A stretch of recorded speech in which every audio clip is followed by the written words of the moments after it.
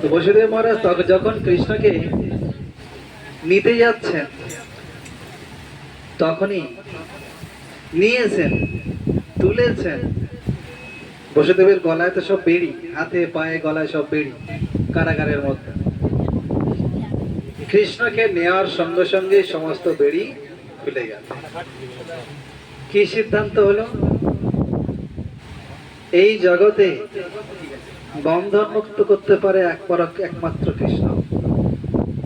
কৃষ্ণকে নেওয়ার সঙ্গে সঙ্গে সব খুলে গেল। এরকম এই জগৎ জীব যারা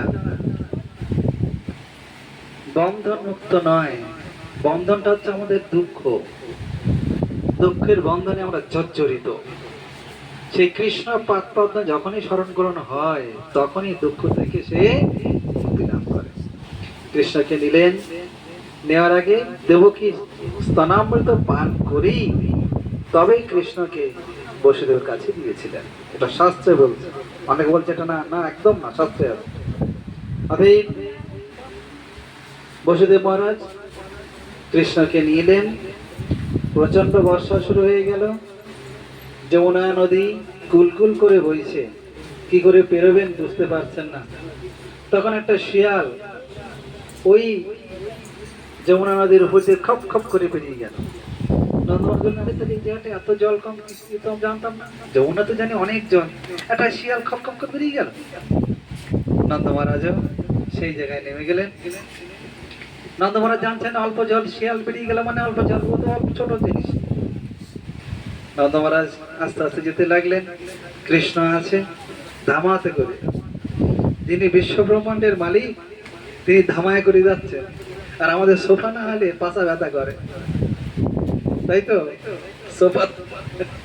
আর বিশ্ব ব্রহ্মাণ্ডের মালিক তিনি একটা ধামায় করে চলেছেন। যমুনায় নেমেছেন। যমুনা দেবীর ইচ্ছা, আমার প্রভু আমাতে আজ নেমেছেন, অতএব তার চরণে স্পর্শ না করে আমি আর ছাড়ছি না। মাথায় আছেন, পা দুটো বাইরে আছে, পা দুটো বাইরে আছে, খুব সুন্দর করে পা দুটো খেলা করছেন। হেঁটে হেঁটে পা দুটো বেশ সুন্দর চলছে। নামছেন, যমুনা দেবী আস্তে আস্তে বাড়ছে, কারণ চরণে স্পর্শ করতে হবে তো। আর কৃষ্ণ তো মাথার উপরে, এখন জল বাড়ছে, না কমতে এসে গেছে। বসতে বলতে কাজ করে তো কপাল পড়ে যাবে তো, কি করে? হে নারায়ণ, তুমি দেখো। এখনো যমুনা দেবী একটু ছলকে উঠেছেন, দেখছেন বসুদেব তার নাক অব্দি জল উঠে গেছে, তো অমনি তো অসুবিধা হবে, আমার প্রভু নিয়ে যেতে অসুবিধা হবে। অমনি যমুনা একটু চলকে উঠেছেন, চলকে উঠে কৃষ্ণের পাদ পদ্মকে স্পর্শ করি আস্তে আস্তে আস্তে থেমে গেছে।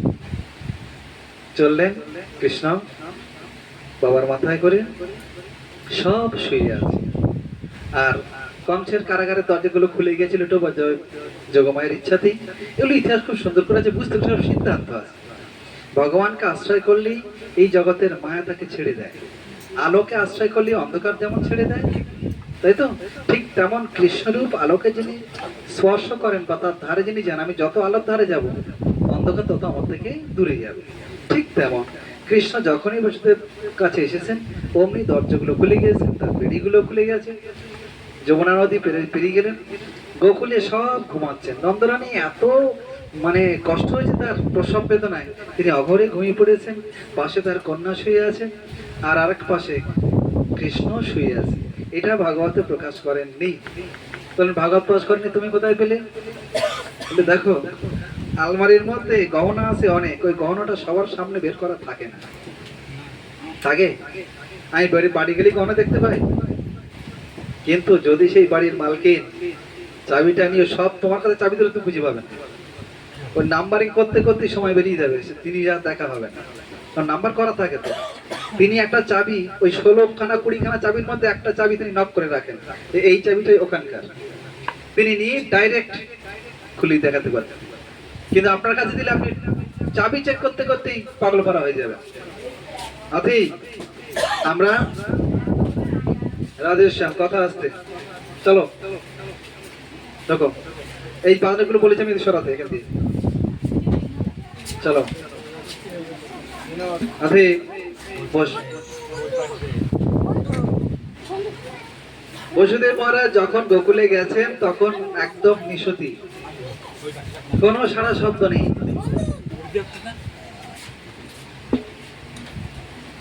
বসুদেব গেছেন, কেউ জানেই না যে বসুদেব ঢুকছেন। বাইরের একজন ঢুকছেন, রাজবাড়ি, সেখানে একজন ঢুকছেন, কেউ জানে না।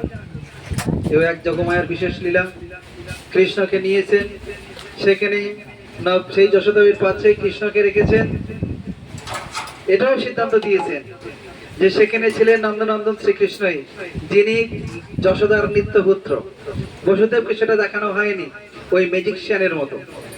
কিরকম বলছি, তো সেখানে রেখেছেন বাসুদেবকে। বাসুদেবই নন্দনন্দন শ্রীকৃষ্ণের সঙ্গে মিশে গিয়েছেন। আর সেই যোগমায়া রূপী যশোদার যে কন্যা, তাকে নিয়ে তিনি চলে আসেন। বিষয়টাই, মেঘ চলাকালীন বিদ্যুৎ যেমন মেঘের সঙ্গে মিশে যায়, চলকে ওঠে, আলো প্রদান করে, আলো প্রদান করে আবার মেঘের সঙ্গে মিশে যায়, ঠিক তদ্রূপ বাসুদেব তিনি কৃষ্ণের সঙ্গে মিলিত হয়ে সেখানে অবস্থান করতে লাগলেন। আর বসুদেব প্রভু তিনি কন্যাকে নিয়েই চলে এলেন। আবার যখন ঢুকে গেলেন, দরজাগুলো এক এক এক এক করে সব বন্ধ হয়ে গেল। কৃষ্ণ তিনি ওখানে রয়ে গেলেন। আর যোগমায়া, যিনি কৃষ্ণের ভগ্নী দুর্গা দেবী অষ্টভুজা, তিনি যোগমায়া, বৃন্দাবনে যিনি কৃষ্ণকে লীলা করান, কৃষ্ণের সমস্ত লীলা ওই যোগমায়ের হাতেই দেওয়া আছে। কৃষ্ণের হাতেই দেওয়া, এই যোগমায়ের হাতেই দেওয়া। কৃষ্ণের ইচ্ছা ওখানে কিছু হয় না। কৃষ্ণ সর্বময় কর্তা, তার ইচ্ছা সমস্ত জগৎ চলে, কিন্তু বৃন্দাবন চলে যোগমায়ের ইচ্ছা। কৃষ্ণ ইচ্ছা করলে অনেক জায়গায় দূরে যেতে পারেন, কিন্তু যোগমায়ের ওখানে বাধা আছে। তুমি ভগবান বলে যা ইচ্ছা করবো তা হবে না। এখন ইচ্ছা হয়েছে দৌড়ে আমি একটু সকালের কাছে যাবো, বলছে এখন হবে না, দেরি আছে, এখন তোমরা ছাড়া যাবে না, কৃষ্ণ বদ্ধ হয়ে আছে। সখীরা ডাকছে, ওদিকে সখারা ডাকছে। কৃষ্ণ বলছে আমি একা কোথায় যাব, আমার পক্ষে একা সব জায়গায় যেতে সম্ভব না। তুমি ওদিকে গেলে এদিকে যেতে পারবো না, এদিকে গেলে ওদিকে যেতে পারবো না। তা তুমি যদি তাই করো, তাহলে রাসে শত কোটি গোপীর সঙ্গে আলাদা আলাদা কৃষ্ণ কি করে হয়েছিল? কি যত কৃষ্ণ তত গোপী তত কৃষ্ণ হয়েছেন। তা তুমি যদি রাসস্থলীতে যত গোপী তত কৃষ্ণ হতে পারো, তাহলে তুমি কেন সখাদের কাছে থাকো, আবার সখীদের কাছে যেতে পারবে না? যেটাই হচ্ছে যোগমায়ের খেলা। আনন্দ বিধানার্থে কখনো কখনো কৃষ্ণ তার নিজের সত্তাকে প্রকাশ করিয়েছেন যোগমার দ্বারা, এবং তিনি তার ঐশ্বর্য বা প্রকাশ করেছেন সত্য, কিন্তু সেই ঐশ্বর্য কোনোদিন বৃন্দাবনে ব্রজবাসীদের কাছে স্থান পায়নি। জানতে হবে, ব্রজ ধাম মাধুর্য পণ্ডিত ধাম, সেখানে কোনোদিন কৃষ্ণ ভগবান নন। কৃষ্ণ সেখানে তাহাদের বন্ধু, ভাই, পিতা, মামা, দাদা, কত কিছু হয়েছে, কিন্তু আমি ব্রজের কারোর ভগবান নই। একমাত্র তিনি তাদের সাংসারিক যে পরিবেশ, সাংসারিক যে সম্বন্ধ, সেই সম্বন্ধ তিনি সেখানে বর্তমান রেখেছেন। এটা জানতে হবে। ঐশ্বর্য শিথিল প্রেমে, ঐশ্বর্যের সমস্ত জগৎ মিশ্রিত, ঐশ্বর্য শিথিল প্রেমে নাহি মর্পিত। যেখানে ঐশ্বর্য বর্তমান, সেখানে প্রেম থাকে না। মেয়ের বাবা কোটিপতি, ছেলের বাবা হাজারপতি। মেয়ের বাবা কোটিপতি আর ছেলের বাবা সহস্রপতি, হাজার বললে খারাপ লাগে, সহস্রপতি। বললেন তুমি, তোমাকে নিয়ে যাব, আমার তো টালি দিয়ে জল পড়ে, আর তোমার ঘরের ফোয়ারা ওড়ে। তুমি শুয়ে শুয়ে ফোয়ারা দেখো, আর আমি টালির ঘরের টোপ দেখি, টপাস টপাস করে পড়ে। তুমি কি করে থাকবে আমার বাড়িতে? তোমাকে কিভাবে নিয়ে যাব? তোমাকে আনন্দ দেওয়ার মতো ক্ষমতা আমার নাই। এখানে যদি ওই বিচার এসে যায়, আমার বাবা বড় লোক, দেখবে আগের কাছে বাংলা বইতে বিশেষ থাকতো, তুমি আমার মেয়েকে কি খাওয়াবে জানো? আমার মেয়ের মাসে লাখ টাকা হাত খরচ, তুমি ক টাকা ইনকাম করো? আমার মেয়ের একটা জুতোর দাম 5,000 টাকা, তুমি ক টাকা ইনকাম করো? বলতো না আমাদের সব বাংলা বইতে। এই যেখানে বিচার থাকে, সেখানে প্রেম থাকে না। প্রেমের মধ্যে কোনো ছোট বড় বিচার নেই। প্রেম যখন চরম পর্যায়ে পৌঁছায়, তখন নারী পুরুষের জ্ঞান পর্যন্ত থাকে না, কে নারী কে পুরুষ। এই জ্ঞান পর্যন্ত প্রেমের পরম পরাকাষ্ঠায় পৌঁছে গেলে এই জ্ঞান পর্যন্ত সেখানে অবস্থান করে না। এটা ভালো করে জানেন। নায়ক নায়িকা যখন তাদের মিলন আনন্দে মেতে ওঠে, তারা দুজন দুজনকে সেখানে হারিয়ে দেয়, নিজেরা হারিয়ে যায় সেখানে, যে কে পুরুষ কে নারী এ ভাব সেখানে থাকে না। এটা একমাত্র মাধুর্য রাশি সম্পন্ন হয়। অতএব সেই মাধুর্য মণ্ডিত ধাম হচ্ছেন শ্রী বৃন্দাবন ধাম। সেই বৃন্দাবন ধামেই আজ আমরা আছি, চ্যাংদানায় নই, কোন ছাদের উপরে না, আমরা আছি নন্দ মহারাজের বাড়িতে। তো নন্দ মহারাজের বাড়িতে যে উৎসব হচ্ছে, সেই উৎসব আমরা কীর্তন সহকারে শ্রবণ করব। অপূর্ব সুন্দর কীর্তনের দ্বারা সেই নন্দ মহারাজের উৎসব শুরু হয়েছে। বাবা সেই নন্দ মহারাজের বাড়ির কিছু কথা তিনি আমাদেরকে বলুন, তারপরে আমরা শ্রবণ করব।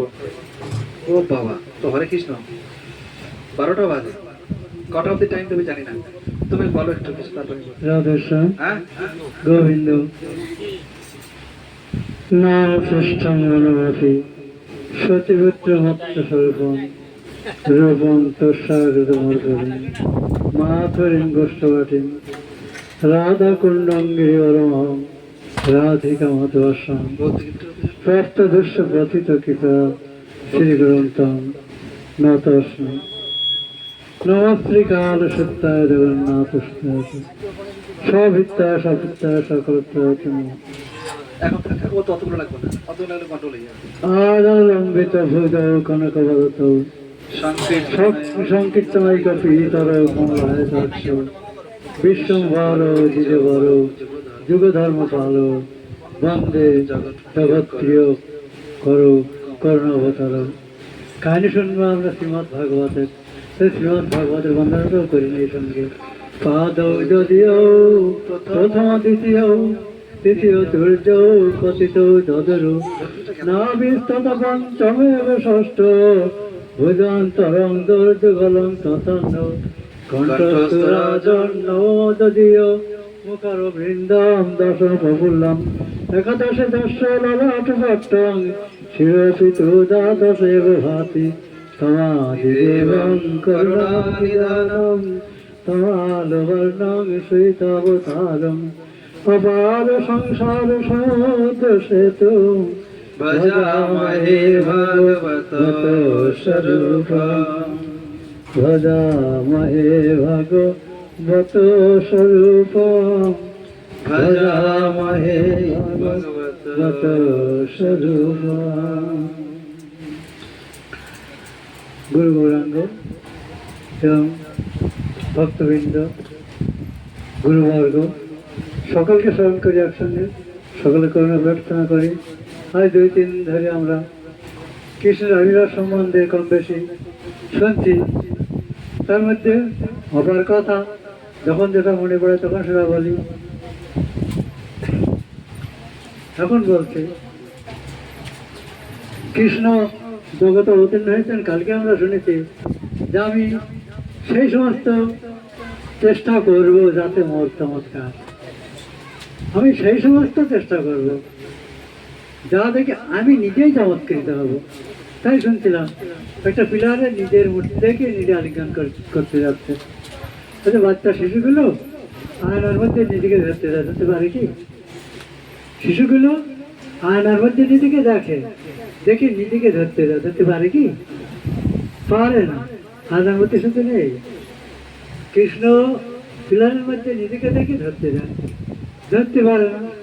তোর মানে ক্ষেত জন্মায় অপরিকলিত পূর্বকাশ চমৎকারী অপি রুদ্ধচেতা সরসম প্রভক্তম কাময়াদি কেবল। এই সৃষ্টি কে? তাকে দেখে আমি সম্ভ্রম প্রাপ্ত হচ্ছি। একে পাওয়ার জন্যে আমার চিত্ত লালয়িত। আমার ইচ্ছা হচ্ছে রাধারানী যেভাবে জোরপূর্বক আমাকে আলিঙ্গন করে, আমি এই পুরুষটাকে সেভাবে আলিঙ্গন করি। কিন্তু পিলারের মধ্যে তো আলিঙ্গন করে সত্যি হয় না। তার জন্যে শুনি যুগল কিশোর এক মুহূর্তে গৌরাঙ্গ রূপে অবতীর্ণ হয়েছেন। এটা হলো গৌর অবতারের কথা। কিন্তু কৃষ্ণ অবতারে তিনি দাদা করেছেন, তার 2-1টা দিগদর্শন আমি করবো। তিনি জগতে এসে জীবকে আনন্দ দেননি, এমন কোনো কথা ব্রজবাসীগণ অন্তত বলতে পারবে না যে আমাকে আনন্দ দেননি। ওদের যত দেখ, তাহলে মানুষ, গরু, ভেড়া, ঘোড়া আর ঘাস পাতা লতা ফুল ফল কেউ বলতে পারবে না যে কৃষ্ণ আমাকে সন্তুষ্টি করেনি, আমাকে আনন্দ দিয়ে যাননি, আমাকে কৃপা করেননি, এ কথা কেউ বলতে পারবে না। কৃষ্ণের এমন অভূতপূর্ব চেষ্টা। এক সময় চেষ্টা তো অনেকে তিনি মাখন তৈরি করেন, প্রায় পাড়ার লোকে এসে মাতা দিরা এসে বলে তোমার কানাই মাখন তৈরি করে, মাখন তৈরি করে। তো এক সময় কৃষ্ণ বললেন, দাও, বারবার মার্কেট থেকে বলা, ঠিক আছে যাবো না, যাবো না তোমাদের পাড়ায়। সপ্তাহখানিক আর সে পাড়ায় যাচ্ছে না, গেলে তারাও তো মহা মুশকিল পড়ে গেছে। হয় না, কৃষ্ণ আসছে না, যার জন্য বাখন তুলি রাখি সে আসছে না, কি হবে? সেখানে পাশের যারা গ্রাম্য ব্রাহ্মণজন আছে তাদের কাছে বলছেন, কানাই আসছে না, আমরা কি করবো? বলতে কানাই অসন্তুষ্ট হয়েছে। তবে তারা অত বড় পাহারা দাও, রাখো তো তারই দেয়নি, তো অত বড় পাহারা দেওয়ার দরকার কি? বলতে একবার যদি আসে আপনি একটু বিধান যান কি করা যায়, সেটা আপনার নারায়ণে পুজো করেন। পাবে কৃষ্ণকে, নারায়ণে পুজো করতে হবে। খেয়াল করবে, জগতের লোক তো কত দেবতা পুজো করে, তারা কি কৃষ্ণকে পাওয়ার চেষ্টা করে কেউ? এই অনুষ্ঠানে যে কথা আমরা আলোচনা করবো, দেখি সবাই নিয়ে বাড়ি যাবে? যাবে না। কেন যাবে না? তাদের দরকার নেই, তাদের খাঁটি মঙ্গলটা দরকার নেই। যা দু একজনের দরকার আছে তারাই নিক, আর কি করা যাবে? গোবিন্দ মহারাজ বলতেন ওই বাড়িতে, প্রভু হাজার খানিক লোক পাঠ শুনতে আসতে, আমার কাছে যদি একজনও শোনে তোমার গলাটা সার্থক। তো আমরাও সেরকম প্রয়াস পাচ্ছি, এই যে বসে অনুষ্ঠান বছরের পর বছর করে যাচ্ছি, তাতে যদি দু একজন শোনে তাতে আমাদেরও প্রয়াস সার্থক হবে, গুরুবর্গও সন্তুষ্ট হবে, কৃষ্ণ নিজেও সন্তুষ্ট হবে। সুতরাং সেই কৃষ্ণের কথাই বলছি। তিনি ব্রাহ্মণের কথায় সেই মাতাদিরা ভিন্ন গ্রামে তখন নারায়ণ পুজো করলেন। হে নারায়ণ দেব, কর প্রসাদ, নন্দন নন্দনে দিয়া ভূতা অভিষাদ, নন্দন নন্দন আমাদের ঘরে বামন চুরি করতে আসবে। চোরটাই কিসেতে আনতে যাচ্ছে? যে লোক চোর খেয়া দেয়, বলতে চোর এসে তৈরি করো। হ্যাঁ, নারায়ণের পুজো করে নারায়ণের প্রসাদ প্রাপ্ত হয়ে সেই কৃষ্ণকে আবার পেতে হইল। তখন তারা নারায়ণ তাদের করুণা করলেন, যা কৃষ্ণ আসবে। তখন কৃষ্ণ আবার তাদের সেই তোলা মাখন খেলেন, তাতে তাদের আনন্দ। তারা যা কিছু করে কৃষ্ণকে না দিয়ে কিছু করে না। আমরা যা কিছু করি আমার নাতি নাতনির জন্য করি, তাই না? আমরা সবাই, আমি তো করি নাতি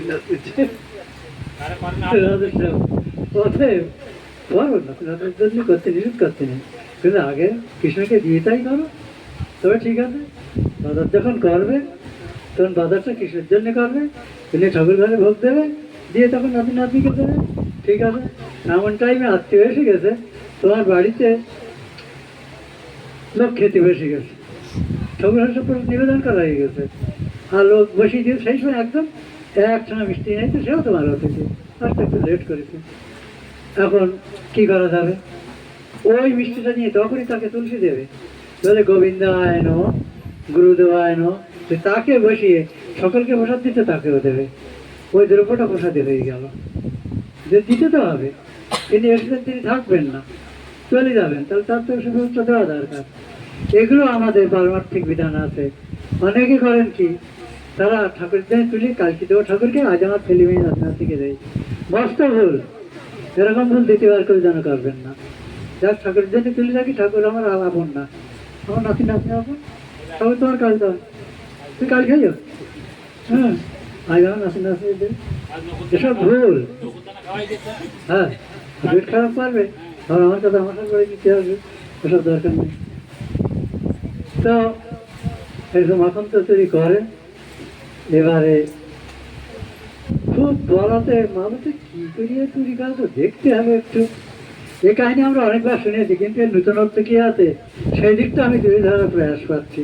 প্রত্যেক কথার মধ্যে কিন্তু নতুনত্ব পাবেন আপনারা। তো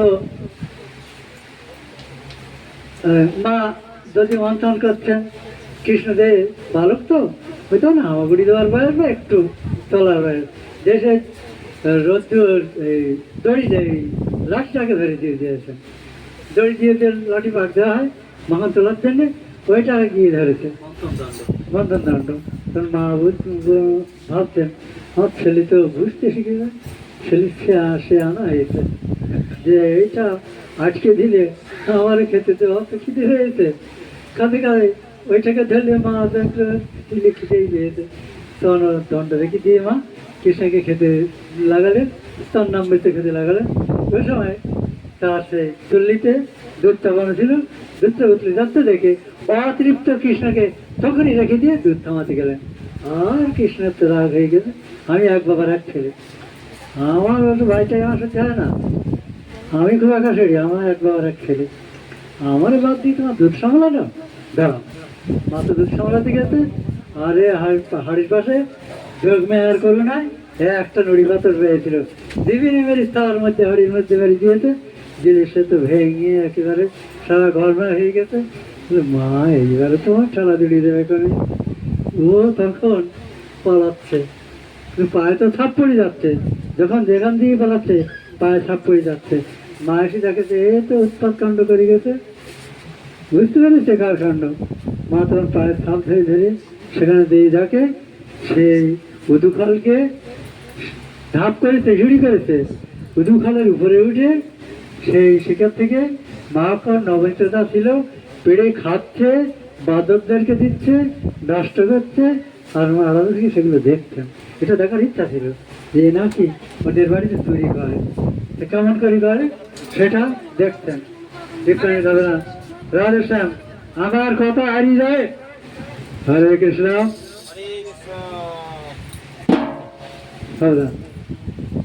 এখন মাসেটা দেখছে কৃষ্ণ তো একবার এদিকে তাকায় ওদিকে তাকায় আর ওইগুলো করতে থাকে, খাচ্ছেন আর মা দেখি ফেলে কিনা এটা দেখেন। একসময় মায়ের চোখে চোখ পড়ে গেছে, তখন বুঝতে হচ্ছে মা তো এসে গেছে।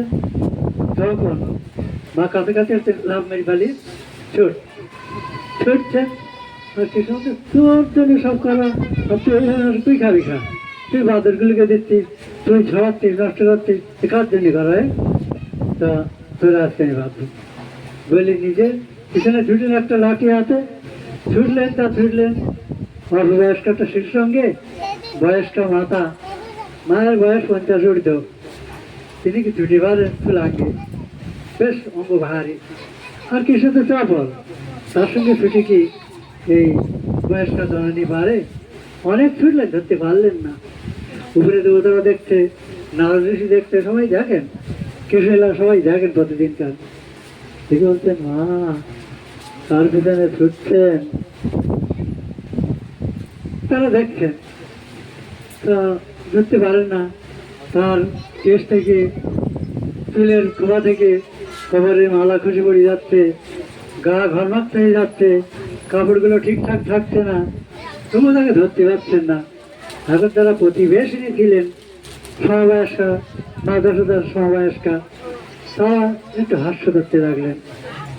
তখন কৃষ্ণ ভাবলেন তাই তো, মায়ের জন্যে মা যদি উপহাসত্র দেয় সেটা তো ঠিক না, আমার এদিকটাও সামলাতে হবে। তার জন্যে তিনি বন্ধন স্বীকার করলেন, মায়ের কাছে ধরা দিলেন। মা অনেক কষ্টে তাকে ধরলেন, ধরে কানটাকে ধরলেন, ধরে চাই নিয়ে বলেন বদমাইশ, এরকম ভাবে লোকের কাছে চুরি করিস, লোকের কাছে ঠিকই বলে, আচ্ছা দেখলাম নিজে তোরে আজকে আমি সাহায্য করছি বলে দড়িয়ে এনে তাকে বাঁধবেন। বাঁধার জন্য প্রয়াস করেছেন, দড়ি নিয়ে বাঁধতেন একটা উদুখালের সঙ্গে, কিন্তু যতবার বাঁধতে যায় 2 আঙুল শর্ট, আর দড়ি জোগাড় করেন তার সঙ্গে যোগ দেন 2 আঙুল শর্ট, এরকম করে কত কত দড়ি যোগ দিয়েছেন 2 আঙুল শর্ট। সে কি 2 আঙুল শর্ট হয় কেন? কারণ একটা দড়ি নয়, 1 পিস কম দিক, ও 1 পিস কেন 10 পিস কম দিলে 2 আঙুল শর্ট হবে।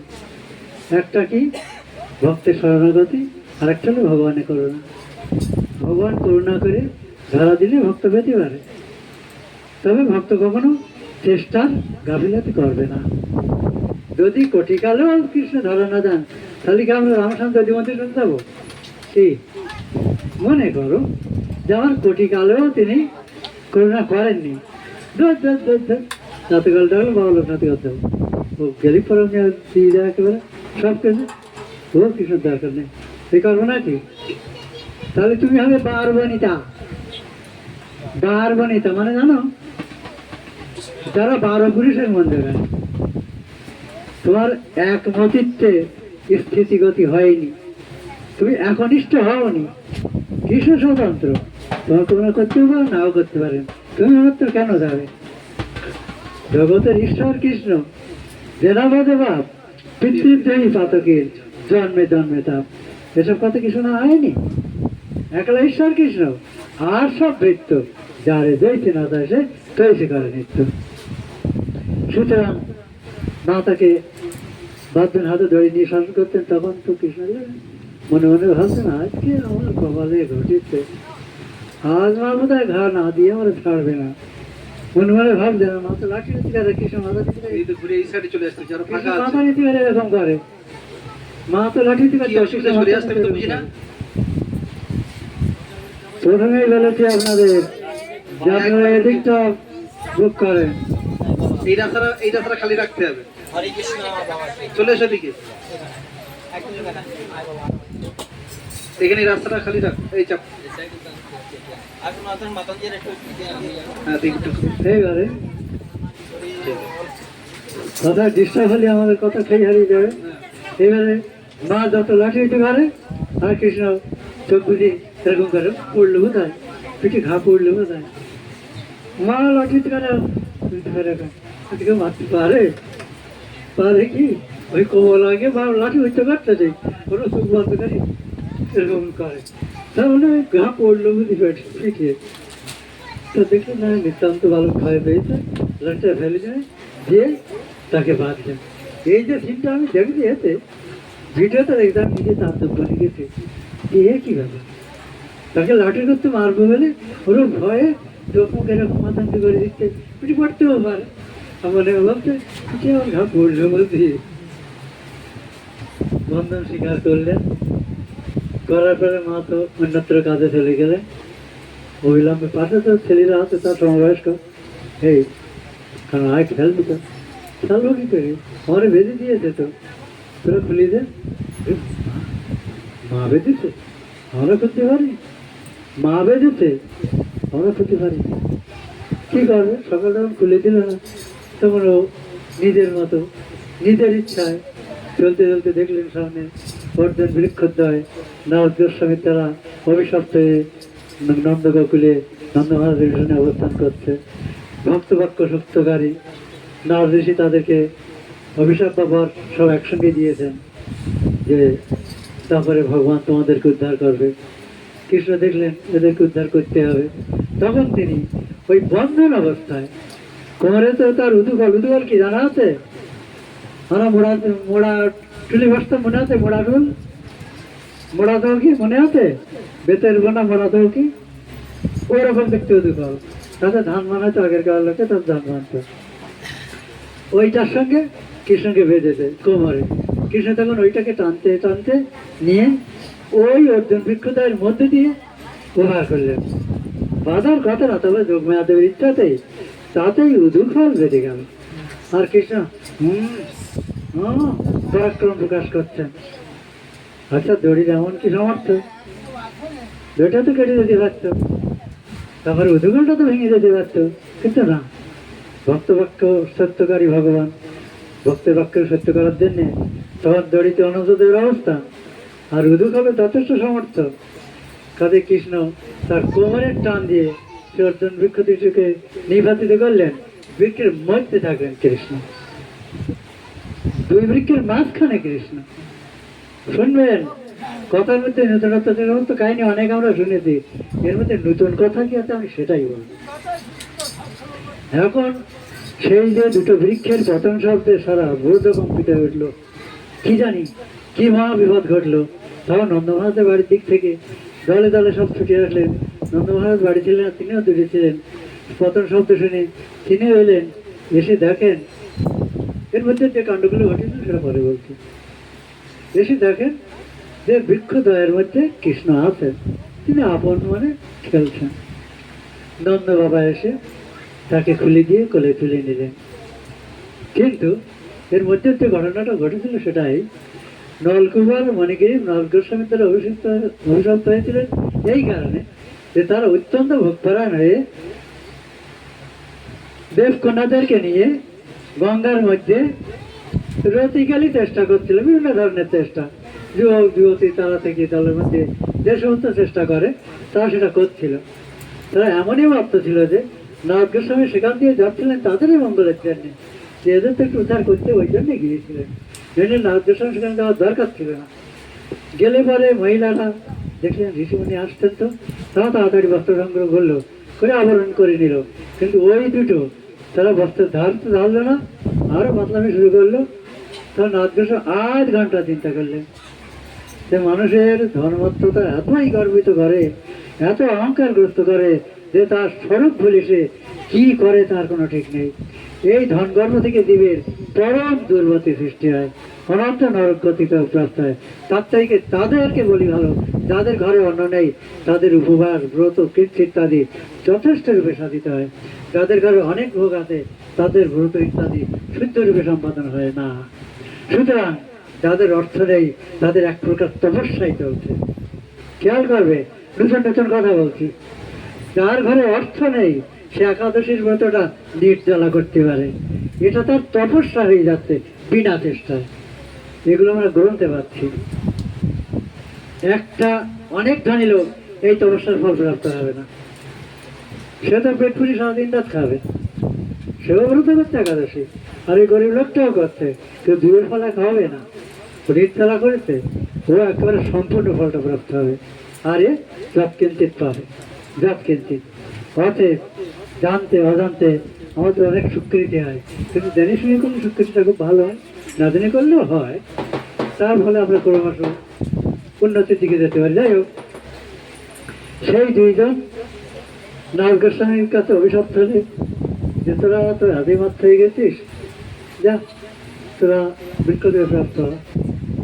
বলার সঙ্গে সঙ্গে পায়ের দিক থেকে শেকড় বেরোতে শুরু হয়েছে, তাদের পায়ের থেকে শেকড় বেরোতে শুরু হয়েছে। চিন্তা করেন তো, আমার পা থেকে শিকড় বেড়ে কি, আপনাদের পায়ের থেকে তো তলার দিকে শিকড় বেড়ে কি ভাববেন? গেছি গেছি গেছি সমাজ, আমি একটা মান্যগণ্য লোক, আমার পা দিতে শিকড় বেড়ে কি অবস্থা হবে বলুন দেখে। হ্যাঁ, মহা অপরাধের ফল তো সেগুলো। তখন ঋষি নিলেন, হে ঋষিপাল আমাদের কি গতি হবে? বলতে তারপরে কৃষ্ণ অবতীর্ণ হবেন, তার হাতে তোমাদের উদ্ধার হবে। এত গাদা কথাই বন্ধ করতে কি করে হবে? না, এরপরে কীর্তনগুলোর সঙ্গে চলতে হবে, অনেকগুলো কীর্তন। সেদিকে নন্দমণির ঘরে চলো, এইটা শেষ করে দিন। এবারে তখন সেই দুজন ওই নলকুমার মণিগিরি অর্জুন বৃক্ষতায় হয়ে নন্দমাত উঠোনে ছিলেন। কৃষ্ণ তাদেরকে উৎপাতিত করে তাদের ফেলে দিলে দিব্য দেহে তারা বেরিয়ে এসে কৃষ্ণকে স্তবস্তুতি করে তারা নিজ ধামে গমন করলেন। এইখানে মা যশোদা 3 দিন ঘরের বাহির হননি, এই লজ্জায় যে আমি তাকে বেঁধেছি, আর তার উপরেই অর্জুন বৃক্ষতায় পড়েছে, কিন্তু দৈব এমনভাবে তাকে রক্ষা করেছে যে তার গায়ের উপরে পড়নি। যদি গায়ের উপরে একটা ডাল পড়তো এই কৃষ্ণকে আর খুঁজে পেতাম না। এই লজ্জায় মা 3 দিন ঘর বার হননি। সুতরাং এই সমস্ত অনেক অনেক কথা আমরা শুনবো। আজ নন্দ মহারাজের বাড়ি গোকুলে অনুষ্ঠান, সেই কথা আমরা এখানে শুনতে থাকি। অনেক কথা বলবো। নন্দ মহারাজের উৎসবে ঢুকো, এসব তো তুই বলবি, উৎসবে ঢুকতে হবে তো, এসব করবো তো আমরা এখন নিত্য কীর্তন করে বসে উৎসবে ঢুকবে বলে। আমার গাওয়ার লাল গান সব হবে না। হ্যাঁ, কীর্তন তো হবে। কোথায় আটকে আছে? রাধেশ্যাম কৃষ্ণের বাল্যলীলা আমরা শ্রবণ করলাম। যিনি ভগবান সর্বেশ্বরেশ্বর, যার ইচ্ছায় জগৎ চলে, যার অঙ্গুলি হেলনেই জগতের প্রলয় সৃষ্টি তথা লীলাগুলো চলতে থাকে, সৃষ্টি স্থিতি প্রলয়। যার অঙ্গুলি হেল না।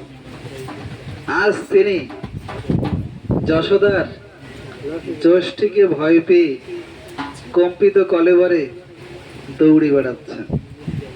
কালো বিড়ালটা দেখে মায়ের কোলে উঠে বল, মুঝে মুঝে संभालो माताजी, मुझे संभालो। क्या हुआ हुआ? ও কালা বিড়াল আর একটা কালো বিড়ালকে দেখে তিনি ভয় প্রাপ্ত হচ্ছেন। যাকে স্মরণ করলেই ভয় দূরে চলে যায়, আজ তিনি একটা কালো বিড়াল দেখে ভয় পাচ্ছেন। তাহলে ও তো ভগবান না। যদি ভগবান হতো তাহলে কারি বলবে, পাথর বানিয়ে দেবো। কিন্তু দিয়েছে কোথায়? যশোদা কুণ্ডে হাও বিলাও, সেইখানে বলা আছে আমার গোপাল খেলা করবে। তখন ওই বনের মধ্যে বাঘ ভাল্লুকাদি চলতো। তো সেখানে এক ঋষিবাবু তিনি তপস্যা করতে গিয়েছেন, গিয়ে দেখছেন এই অবস্থা। তো চিন্তা করলেন যদি এই বাঘ ভাল্লুক গুলো চলে যায় আর গোপালের ক্ষতি করে দেয়, তখন বললেন এইখানে যে বাঘ ভাল্লুক ঢুকবে সব পাথর হয়ে যাবে। এখনো পর্যন্ত এক হাউ বিলা মানে বাঘ সেরকম ওই অ্যাটাক করতে গিয়েছে যেই, আর ওই মনি ঋষির অভিশাপে পড়েই সেখানে এখন পর্যন্ত বাঘ হয়ে গেছে। তো সেইখানে গিয়ে ওই ব্রজ বালকগুলো যারা ছোট ছোট ব্রজ বালক, तारा टिकनी इधर आइए महाराज, इधर ये देखिए तो वही हाउ बिलाव है, इधर देखिए हिरण का पैर है, ये गौ माता की पैर है, आइए आइए आइए देखिए देखिए देखिए पूरा ही देखिए छुट्टी। अतएव परमेश्वर भगवान जिनी आज যশোদার স্তন্যপায়ী হয়ে জগৎকে মোহিত করে চলেছেন। আজ আগামীকাল রাত্রে ভগবান তিনি নন্দগৃহে, গতকাল রাত্রে নন্দগৃহে মধ্যরাত্রিতে আবির্ভূত হয়েছেন। তাহলে কৃষ্ণের বয়স কত এখন? 12 ঘন্টা। 12 ঘন্টা হয়েছে গোপালের বয়স। তাহলে এখন কিছু বুঝতে শেখেনি, তাই তো? তো আমরা সেই বালক কৃষ্ণের আরতি কীর্তন করে নন্দোৎসব শুরু করব। 24 পৃষ্ঠায় এগুলো থাক বাবা, এখন এই জ্বালাতন গোপালের আগে তারপরে পরে হবে। গোপালের যদি লঞ্চ দেওয়া আগে আরতি বালক কৃষ্ণ, আওয়াজটা আসতে হবে কিন্তু আওয়াজ বেশি হলে হবে না। এই আমাদের জন্য आरती बालो कृष्ण कीजे, अपन जन्म सफल कर दीजे। आरती बालो कृष्ण कीजे, अपन जन्म सफल कर दीजे। आरती बालो कृष्ण कीजे, अपन जन्म सफल कर लीजिए। आरती बालो कृष्ण कीजिए, अपन जन्म सफल कर लीजिए। श्री यशोदा का परम दुलारा, बाबा किया कियन के तारा। श्री यशोदा का परम दुलारा, बाबा किया कियन के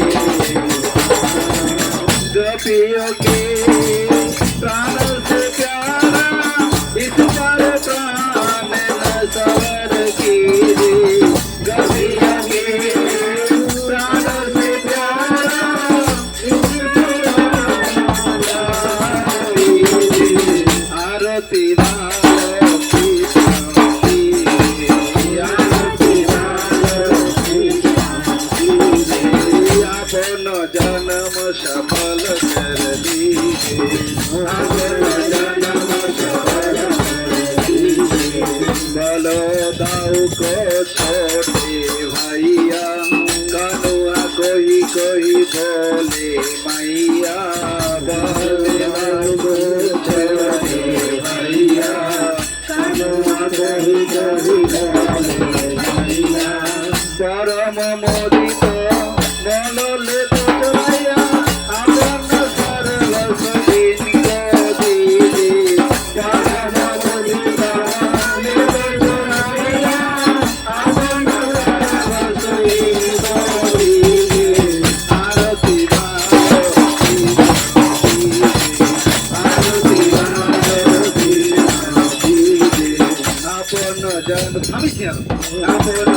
জনম সফল কর লীজে আপন জনম শ্রী রাধা वर कुबर कन्हैया ब्रजजन की नवनीत चरैया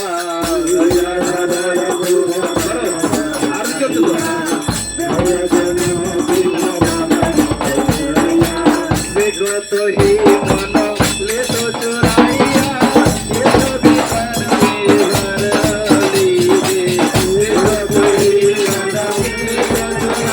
चुराइया ये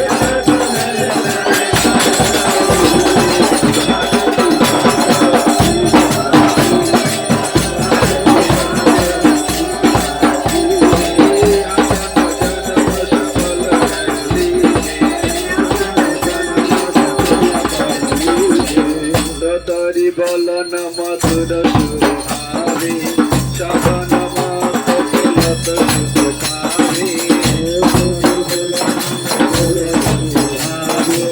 श्रवण मत सुकृति एक भावे अवे कया मन कर लीजे सुकृति भावे अवे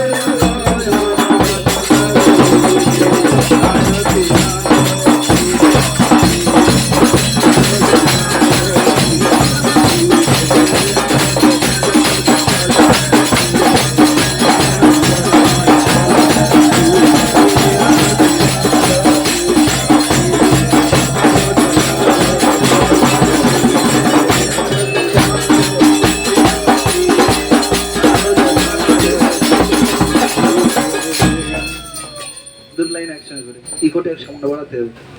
হরে কৃষ্ণ। তোমরা কি গেলে তো বুঝতে পারলাম। হরে কৃষ্ণ হরে কৃষ্ণ বুঝতে পেরেছি কি একটা তোমরা গিয়ে গেলে আরতি বালো কৃষ্ণ কিজিয়ে আপন জন্ম সফল করে লিজিয়ে। বালো কৃষ্ণের আরতি করুন এবং আপনার জীবনটাকে সফল করুন। শ্রী যশোদা কা পরম দুলারা বাবা কি আখিয়ান কে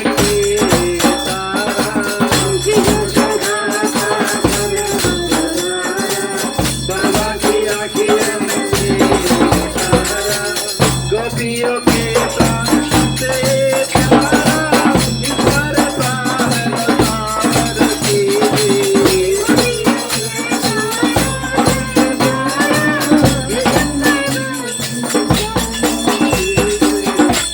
বলছে যশোদা কা পরম দুলারা বাবা কি আখিয়ান কে তারা।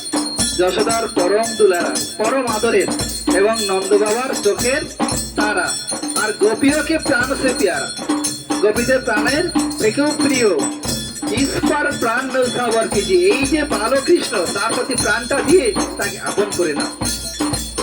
বাল দাও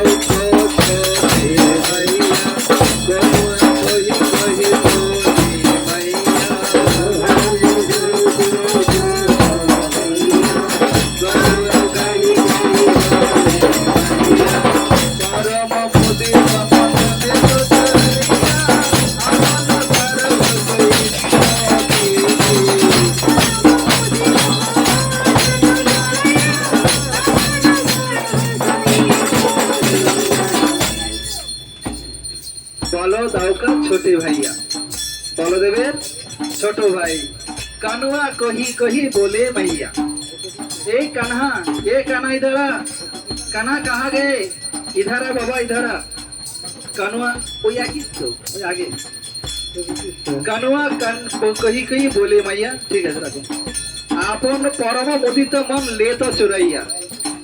এই মন চোর আছে মনটাকে চুরি করার জন্য একেবারে সিদ্ধ হস্ত। আপন সর্বস্ব ইনকো দিজিয়ে আপন নিজের সর্বস্ব এনাকে প্রদান করুন। আরতি বালো কৃষ্ণ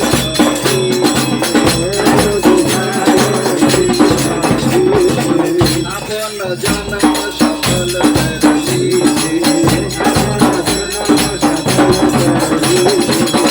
राधा वर कुबर कन्हैया ब्रज जानकी नवनीत चरैया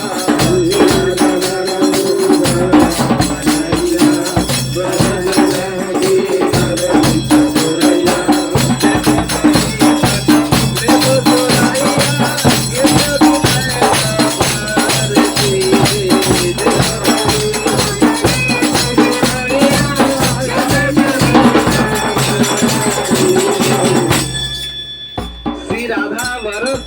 কানাইয়া, যিনি রাধার প্রিয়, রাধার প্রাণনাথ, ব্রজজনকে নবনীত চোরাইয়া, যিনি ব্রজজনের ঘরে ঘরে গিয়ে মাখন চুরি করেন। তো বয়সটা এখন তার 12 ঘন্টা হয়েছে, বের হতে মাখন চুরি করতে শিখেছে। আচ্ছা, আমাদের পাড়ায় গোপাল কটা? 5-6টা আছে, আছে না? সঞ্জয় এরকম অনেক আছে, রন ওরকম অনেক আছে। তা নাম অনেক, ব্যক্তি অনেক। ভগবান তেমন, তিনি বিভিন্ন ব্রহ্মাণ্ডে নিরন্তর তিনি লীলা করে চলেছেন। এই জন্য আজকে রাত্রে গত রাত্রে কৃষ্ণ অবতীর্ণ হয়েছেন আমাদের ব্রহ্মাণ্ডে, অন্য কোনো ব্রহ্মাণ্ডে তিনি আজকে অবতীর্ণ হবেন, অন্য কোনো ব্রহ্মাণ্ডে আরো 10 দিন পরে হবেন। অলাত চক্রের ন্যায়। অলাত চক্রটা কেমন? একটা কাঠিতে যদি একটা আগুনের ফুল কিছু বেঁধে দেওয়া হয়, তো কিছু ঘোরানো হয়। পাখার ব্লেড কটা? 3টে। কটা দেখা যাচ্ছে? 1 লক্ষ পাখা যাচ্ছে। মনে হচ্ছে কতগুলো পাখা রয়েছে তার ঠিক নাই। ঠিক তেমন ভগবানের লীলা আলাত চক্রের ন্যায় নিরন্তর চলছে। এজন্য ভগবান আজকে আমাদের কাছে 12 ঘন্টার শিশু হতে পারেন, কিন্তু অন্য কোনো ব্রহ্মাণ্ডে তিনি তার লীলা প্রকাশ করে চলেছেন। তো বলছেন, শ্রী রাধা বর কুমার কানাইয়া ব্রজজন কি নবনীত চোরাইয়া। ব্রজজনের তিনি নবনীত চুরি করেন। দেখো তো হি মন লেত চোরাইয়া, তাকে দেখলেই মনটা চুরি হয়ে যায়। সেই যে কখন মনটা চুরি করে নেয় যে আমরা নিজেও বুঝতে পারি না। अभी देखो तो ही मन ले तो चुराइया ये छवि नयन में भर लेगी। ওই যে কৃষ্ণের মন চোরা যে ছবি, তিনি মনটাকে চুরি করছেন, সেই ছবিটাকে তুমি তোমার হৃদয়ে ভরে নাও, নয়নের ভিতর দিয়ে হৃদয়ে নিয়ে নাও। আরতি বালো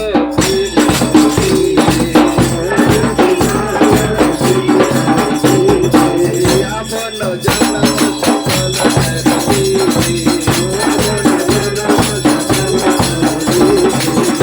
তোরি বল নাম তোর সুহাবি, সমান মত পেল তো সুখাবি।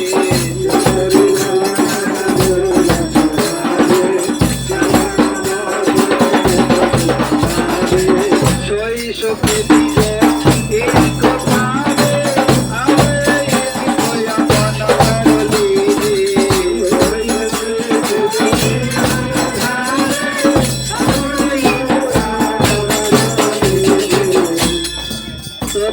বলো না মধুর শোনাবে।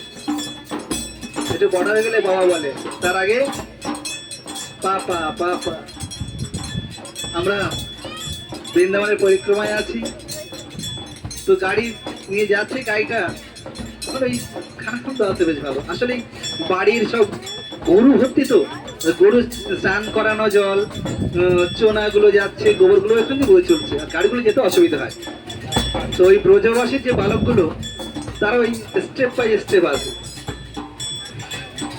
1 বছর, 1.5 বছর, 2 বছর, 3 বছর, 5 বছর, এরকম পরে স্টেপ বাই স্টেপ 5-6টা বাচ্চা রয়েছে। তো সেই বাচ্চাগুলো আমাদের দেখে বলছে, বড়টা বলছে রাধে রাধে মহারাজ, আর একটা বলছে লাদে লাদে, আর একটা বলছে আদে আদে, আর যেটা বলতে বলছে আ আ আ। দেখুন তাদের প্রবৃত্তিটা কেমন। যে বড়টা আছে সে বলছে রাধে রাধে, তারপরেরটা ভাষাটা পরিষ্কার হয়নি, সে বলছে লাদে লাদে, ও রাধেই বলছে। আরটা যেটা বলছে সে রাধে বলতে পারছে না, তার আদে আদে হচ্ছে, কিন্তু অন্তর কি বলছে? রাধে রাধে। আর যার মুখে ভাষা ফুসতে ফুটিনি সে হচ্ছে আ আ। গুরু মহারাজ থেকে দাঁড়িয়ে গিয়েছেন, দাঁড়াও, গাড়ি দাঁড় করো, রুখো রুখো কি আবার রুখো। নিজে নামলেন, লজেন্সের প্যাকেটটা নিলেন, 2 হাত ভরে দিচ্ছেন, মন ভরছে না। পকেটের থেকে টাকা যা ছিল বার করেছেন, বার করে 100-200 যা নোট বেরিয়েছে সব ওদের পকেটে ঢোকাচ্ছেন। মানে ওই রূপ দেখে, ওই ভাব দেখে অবাক হয়ে গেছেন, এই কি এদের ভাব। আমাদের গোবিন্দ বলতে বললে বাচ্চাগুলো হা করে থাকে, আরে মুসলমান ছেলেগুলো আল্লাহ বলতে বললে আল্লাহ বলতে বলতে দৌড়ায়, একটা কোরআন নিয়ে বুকে নিয়ে টুপি মাথায় দিয়ে দৌড়ায়। আর এখানকার একটা ছেলেমেয়েকে যদি বলা হয় একটা গীতা নিয়ে যাও, কোথায় যাবো গীতা, ওরা তো আবার বলে গীতা বলে নাকি নিরামিষ খেতে বলে, কি গতি হবে এদের? তারা তাদের ধর্ম নষ্ট করে না, একটা কাঁকড়া বিচি তার ধর্ম নষ্ট করে না, একটা সাপ তার ধর্ম নষ্ট করে না, একটা ছাগল তার ধর্ম নষ্ট করে না, একটা কুকুর তার ধর্ম নষ্ট করে না। কুকুর যে প্রভুভক্তি আছে যে আমাদের মধ্যে আছে, ও লাঠি ঝাঁটা মারো তবু সেই দুয়ারে এসে পড়ে থাকবে। রেখে আসুন, বারাসাতে ছেড়ে দিয়ে আসছে গাড়ি করে, সেই বিড়াল চলে আসছে আবার সেই বাড়িতে। কি তার প্রভুভক্তি? আমরা মানুষ, এই মানুষের সেই প্রভুভক্তি কোথায়, সেই বিশ্বাসটা কোথায়? কুকুরের খাদ্য কুকুর খাচ্ছে, কিন্তু মানুষ খাচ্ছে কুকুরের খাদ্য, খাচ্ছে না। আমাদের সে বুদ্ধিবৃত্তি নাই। তিনি দেখিয়ে দিচ্ছেন ব্রজবাসীরা যে কার আরাধনা করতে হবে। অতএব সেই বালগোপালের আরাধনা করতে হবে, কৃষ্ণের আরাধনা করতে হবে। কৃষ্ণ একমাত্র ঈশ্বর, দ্বিতীয় কোনো ঈশ্বর কেউ নেই। একলা ঈশ্বর কৃষ্ণ, আর সব বৃত্ত যারে জ্বলছে না চায় সে তো ঈশ্বর করে নিত্য। ভগবান একমাত্র কৃষ্ণ। এখানে অনেক শিক্ষিত ছেলে মেয়ে আছে, গীতা পড়ুন। গীতার মতো শাস্ত্র দুনিয়া দুটি নাই। গীতায় বলেছে চরিত্র কিভাবে গঠন হবে। বিশ্ব ব্রহ্মাণ্ডে এমন কোন শাস্ত্র নাই যাকে চরিত্র গঠনের জন্য তুলে দেওয়া যেতে পারে। অতএব আমরা দেবতাদের কজন দেবতার নাম জানি? ইন্দ্র, ব্রহ্মা, শিব, সূর্য, গণেশ, কার্তিক, বরুণ, এই তো। আর কজন নাম জানি? আর জানি না। Indra says Krishna is Lord. Brahma says Krishna is Lord. Lord Shiva says Krishna is God. And Varun says Krishna is God. And then for the end, Krishna says, yes, I am God. আমি ঈশ্বর, অহৈ সর্বযজ্ঞানাং ভক্তাচ প্রভুরে বচ। এই বাক্য বলার মতো ক্ষমতা বিশ্ব ব্রহ্মাণ্ডে কৃষ্ণ ব্যতীত আর কারোর নাই। কেউ বলতে পারেননি, বলার ক্ষমতা নাই। কৃষ্ণ সেই স্বয়ং ভগবান। পিতামস্য জগত ধাতা। ধাতা পিতামহ। মানমনা ভাব মদ ভক্ত মদ জাজিমান নমস্কার। এই বাক্যগুলোকে শ্রবণ করুন, গীতাকে খুলুন। যদি সত্য সত্যি চরিত্র গঠন করতে হয় তাহলে গীতাকে আশ্রয় করতে হবে। এই কলেজ স্কুল যা আছে তারা জড়বিদ্যা আমাকে দিতে পারে, এমনকি স্কুলে পিতা মাতার প্রতি যে ভক্তি তা পর্যন্ত শেখানো হয় না। আমরা দেখেছি স্কুলে গিয়ে মাস্টারের মশাই কি চরণে হাত দিয়ে আমরা প্রণাম করেছি, তারা আমাদেরকে আশীর্বাদ করেছেন। এখন সেগুলো উঠে গেছে। কোথা থেকে মঙ্গল আসবে? পরমার্থকে আশ্রয় করুন, সাধুকে আশ্রয় করুন। সাধুর চরণ আশ্রয় বিনা কোনো মতেই মঙ্গল লাভ হতে পারে না, আর চরিত্র গঠন হতে পারে না। আজ কেন এত ডিভোর্সের পালা? কেন ডিভোর্সের পালা? চরিত্র গঠন হয় না এই কারণে। দুজন দুজনকে ভালোবেসে যাচ্ছে কিন্তু ঠকে যাচ্ছে। অতএব ভালো করে শ্রবণ করবো। এখন নন্দ মহারাজের গৃহে কৃষ্ণ এসেছেন। যশোদা মাতা তিনি অজ্ঞান হয়ে আছেন, তিনি বুঝতেই পারছেন না যে আমার কাছে কে এসেছে সেই শ্যামল সুন্দর। আমি যাকে চেয়েছিলাম তিনি আমার কাছেই আছেন। নিদে অচেতন রানী কিছুই নাহি জানে, চেতন পাইয়া পুত্র দেখিল নয়নে। নিদে অচেতন রানী কিছুই নাহি জানে, চেতন পাইয়া পুত্র দেখিল নয়নে। নিদে অচেতন রানী কিছুই নাহি জানে, চেতন পাইয়া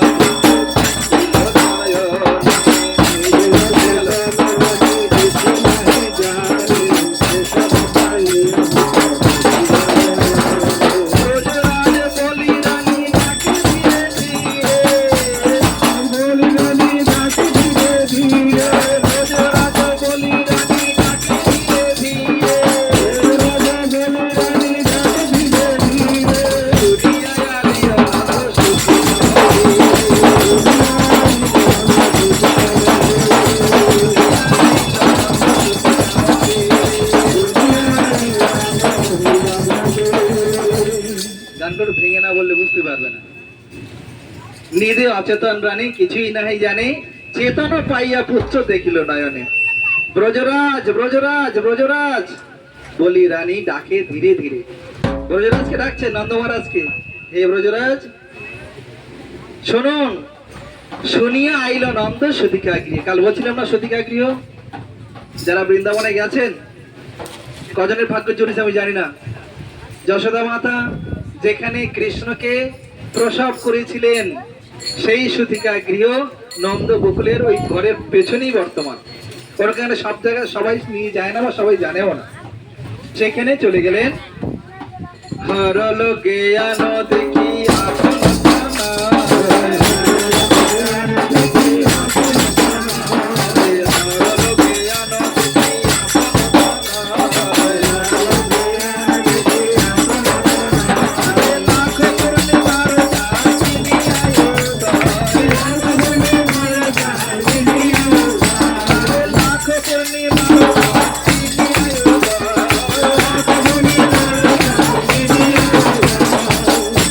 ধীরে ধীরে হবে, বাজনা ধীরে ধীরে চলবে। হরলো জ্ঞান দেখি আপনত নয়। নন্দ মহারাজ গিয়ে যখন দেখলেন নন্দরানী তো অচেতন হয়ে আছেন, নন্দ মহারাজ গিয়ে দেখলেন কি অপূর্ব সুন্দর, লাখো পূর্ণিমার চাঁদ করিয়া উদয়। এক পূর্ণিমার চাঁদ নয়, লাখ পূর্ণিমার চাঁদ যেন ওখানে একেবারে আলো ঝলসে দিচ্ছে।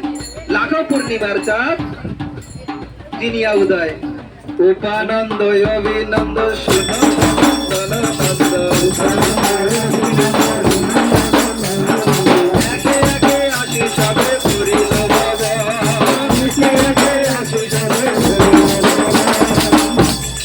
কৃষ্ণের বাবার কয় ভাই?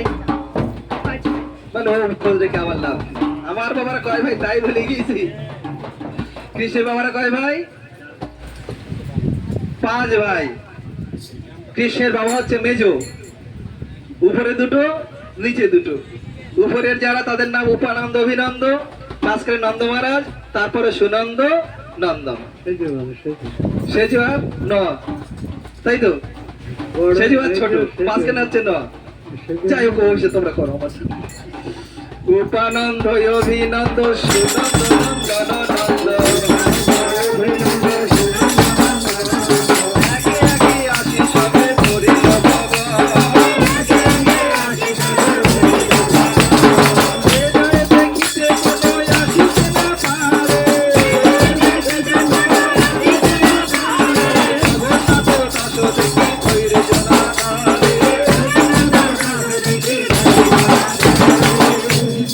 লাইন পড়ে গিয়েছে। ও দিদি, ও দিদি, ও দাদা, লাইন পড়ে গিয়েছে। পেছনে অনেক লম্বা লাইন। যে যায় সে দেখিয়া আসিতে না পারে, সে দাঁড়িয়ে যাচ্ছে ওইখানে। ওই গোপালের রূপকে দর্শন করে তার নয়ন ভরছে না, তার মন ভরছে না, যে তারা হচ্ছে ওখানে উঁকি মেরেই দাঁড়িয়ে আছে। বলছে ও দিদি সরো, আমার একটু জায়গা দাও। বলছে দাঁড়াও একটু দেখে নি, পরে দেখো। না আমি দেখিনি, আমার দেখা এখনো শেষ হয়নি।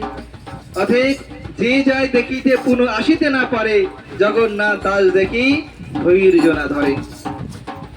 একে একে নন্দ মহারাজের বাড়ি ভরে গেল। ব্রজবাসীগণ সংবাদ পেয়ে গিয়েছেন রাত্রিতেই যে নন্দ মহারাজের গৃহে এক শ্যামল সুন্দর শিশু, অপূর্বতার রূপ, অপূর্বতার ভাব। আর জানো তার না কি নেই, নাড়ি নেই, তার নাড়ি নেই। ওমা, বাচ্চা হলে তো নাড়ি থাকে, নাড়ি কাটতে যায় দাইমা, সে তো নেই। দাইমা এসেছে নাড়ি কাটবে বলে, কারণ নাড়ি কাটলে একটু উপঢৌকন পাবে। মহারাজ তার গলায় একটু মতিমালা দেবেন, কিছু অর্থ দেবেন। সুতিকা গিয়ে ঢুকে গেছে। সরো সরো সরো। কে? দাইমা। নাড়ি কাটবে তো, সে তো একেবারে পুরো কাঁচি টাচি নিয়ে রেডি, পুরো ফার্স্ট এইড বক্স যা আছে সব নিয়ে ঢুকে গিয়েছে। সরো, তাই ঘর থেকে বেরো, সব বার করে দিয়েছে। গোপাল উপরে শুয়ে আছে, সেও তো একজন চালাক লোক। গোপাল উপরে শুয়ে রয়েছে। জনতা বলছেন কি হবে? বলছে গোপালকে জায়গা থেকে নাড়িটা কাটতে হবে। জনতা বলছে তা তো স্বাভাবিক, নাড়ি তো কাটা উচিত। তা গোপালকে যতই তুলতে যায় গোপাল আর নড়ে না। আর লড়লেই তো গন্ডগোল হয়ে যাবে। যা হোক করে তিনি তো সাধারণ শিশুর নিয়ে অবস্থান করছেন। যশোদা মা আস্তে আস্তে গোপালকে কোলে তুলে নিয়েছেন। তুলে নিয়ে তার চমক লেগে গেছে, আরে কি ব্যাপার, তাই মা দেখে এসেছে, কাটবে নাই। তার মনটা খুব কষ্ট ভরে গেল।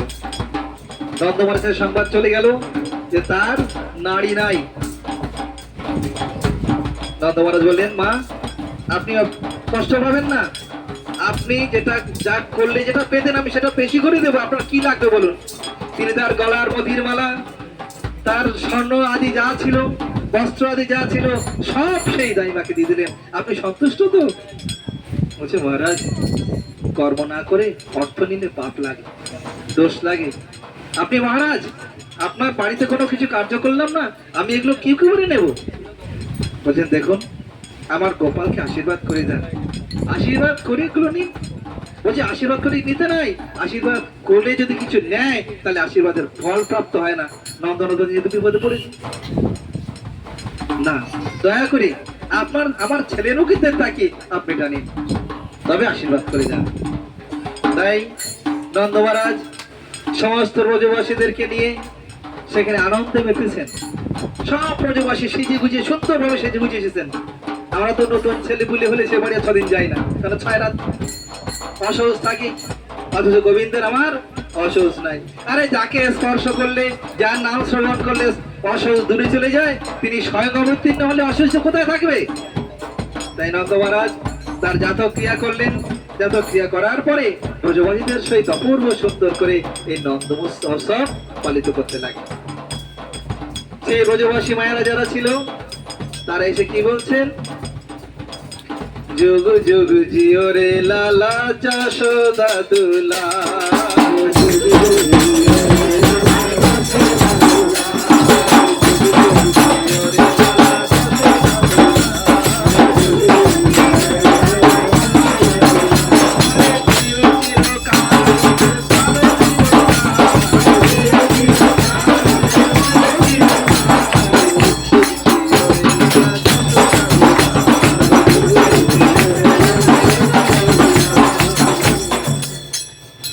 কার আশীর্বাদ করছে?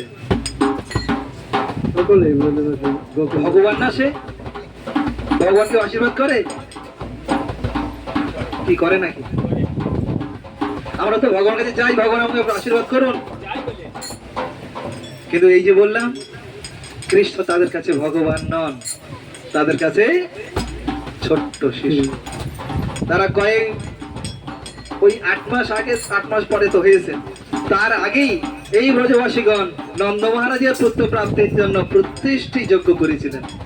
সেই যজ্ঞের ফল আজ নন্দ মহারাজ প্রাপ্ত হয়েছেন। তাই তাদের কি আনন্দ। আমাদের পারো কারা ছেলেগুলো নেই, কি যজ্ঞ করতে যায় গো, ওর ছেলে হচ্ছে তো আমার কি, ও ডাক্তার দেখি ছেলে করে নি। তো জানেন এই যজ্ঞ করলে তার সন্তান উৎপন্ন হয়? আমাদের জানা নেই, বিশ্বাস করি না তো শাস্ত্র, সব ব্যবস্থা আছে। শ্রীমৎ ভাগবত দিয়ে দিয়েছেন, ছেলে চাও না মেয়ে চাও, ভাগবতকে আশ্রয় করো, ছেলে পাবে মেয়ে পাবে। ছেলে হয়েছে আমার মেয়ের দরকার, ভাগবত বলে দিয়েছে। মেয়ে হয়েছে ছেলের দরকার, ভাগবত বলে দিয়েছে। বিশ্বাস হয় না? 100% গ্যারান্টি। যে পদ বলে দিয়েছে, একটা প্রসেসে যেতে হবে তো। আমি এখানে আসবো, তাহলে আমাকে রাস্তাটা দেখতে হবে, কোন রাস্তায় আমি এসেছি। ঠিক তেমন শ্রীমৎ ভাগবত বলে দিয়েছেন, যদি পুত্রার্থে কোন যজ্ঞ করি পুত্র প্রাপ্ত হবে, কন্যার্থে করলে কন্যা প্রাপ্ত হবে, সেই প্রক্রিয়া বলে দিয়েছেন শ্রীমৎ ভাগবতম। অতএব তারা আজ সেই শ্যামসুন্দর রূপী জগৎ শ্রেষ্ঠ বন্দনীয় আজ তাকে আশীর্বাদ করছেন।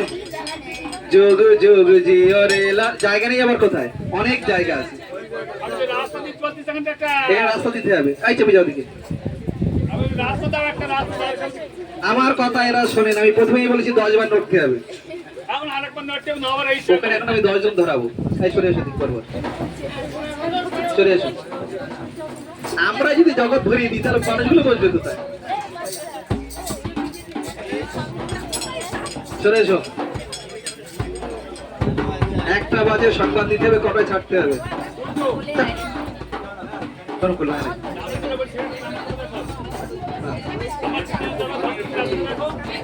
হরি বল, রাধে শ্যাম, রাধে শ্যাম। ও আর পথ নেই, যাবো এবার বারান্দা বলি, চল রাস্তা বলি। হরে কৃষ্ণ, এখানে যাবো, ঠিক যাবো। হরি বল, রাধে শ্যাম। কথা না বলে আস্তে আস্তে। সিনেমা চলছে 3 ঘন্টার সিনেমা, যদি 5 মিনিট লস হয়ে যায় 1.5 টাকা লস। সরো। যুগ যুগ জিও রে লালা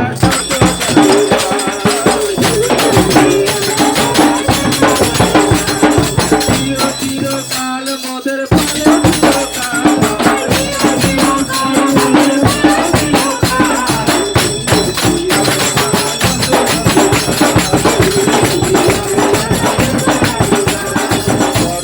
সাধনার ধন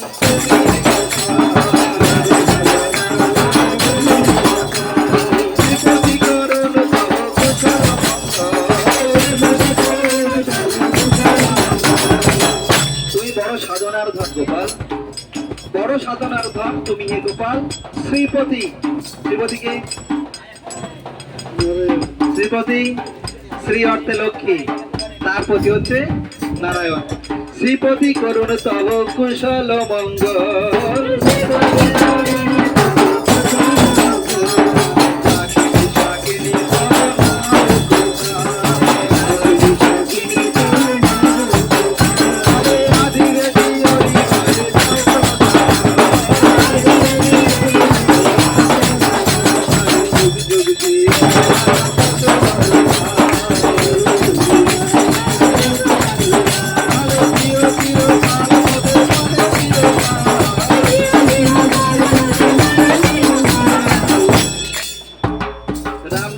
বাসতলায় ভয় কেটে যায়।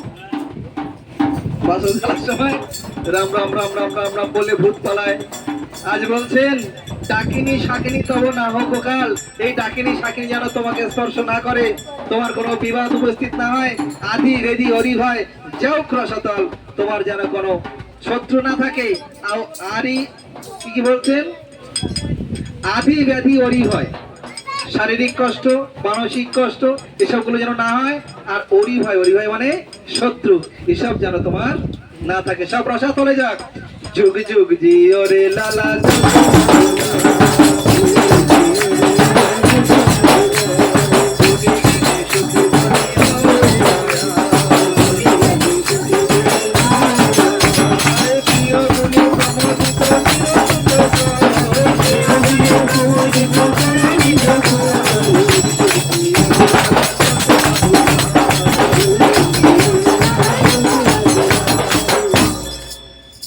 কারোর বার্থডে গিয়ে কি আশীর্বাদ করি? এখন তো বার্থডে ভর্তি পাড়ায়, তাই না? ওই দোকান থেকে জিজ্ঞাসা করো, দাদা আপনার বার্থডে যে প্রেজেন্টেশন আপনারা দেন, আপনার দোকান থেকে ওদিন অফ যায় নাকি? বলেন না, প্রত্যেক দিন বিক্রি। তার মানে বার্থডে কোনো না কোনো বাড়ি হতে চলেছে। তা আমরা কি আশীর্বাদ করি? হ্যাপি বার্থডে ফু দাও,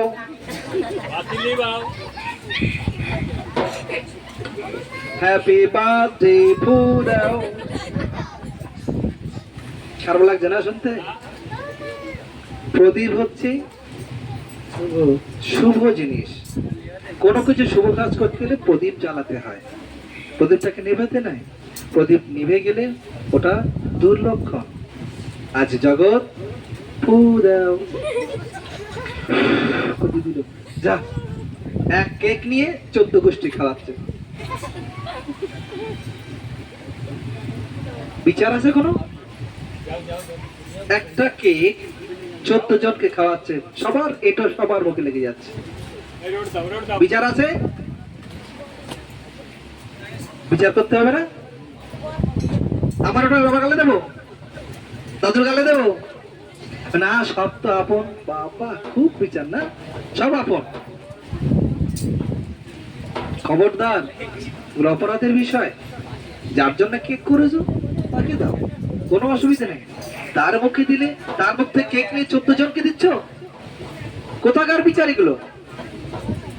খবরদার, যদি সন্তানের মঙ্গল আমি চাই, তাহলে কোনোদিন যেন এই বিচার না চলে, তাহলে চলে কিন্তু এই সন্তানের ক্ষতি হবে। ওদের না নেবে জানো, এবং প্রদীপ যেন না নেবে। তাই আজ কৃষ্ণের বাধ্যতি তার আশীর্বাদ করছেন, গুণী জ্ঞানী সুখী ধনী হও হে দয়াল। তিনি সমস্ত জগৎকে জ্ঞান দান করেন, যার জ্ঞানের জন্য সমস্ত জগৎ জ্ঞানান্বিত হয়, যার ধনে সমস্ত জগৎ ধনী, যার সুখে সমস্ত জগৎ সুখী। আজ তিনি আশীর্বাদ দিচ্ছেন, গুণী জ্ঞানী সুখী ধনী হও হে দয়াল, আর প্রিয় গুণী প্রমোদিত করো নিজ কুল। তুমি আমাদেরকে প্রিয় জেনে তোমার এই যে ব্রজবাসী কুলকে তুমি সুন্দর করে আমাদেরকে পরিপালন করো। যুগ যুগ জীবনে লালা যশোদা দৌলাল, জিও চিরকাল ওদের পালো চিরকাল। ছোট্ট বাচ্চা তাকে আশীর্বাদ করছেন, তুমি সারা জীবন বেঁচে থাকো এবং সারা জীবন আমাদেরকে পালন করো। কারণ রাজার ছেলে, সেই রাজা আমাদেরকে পালন করবে। যুগ যুগ জীবনে লালা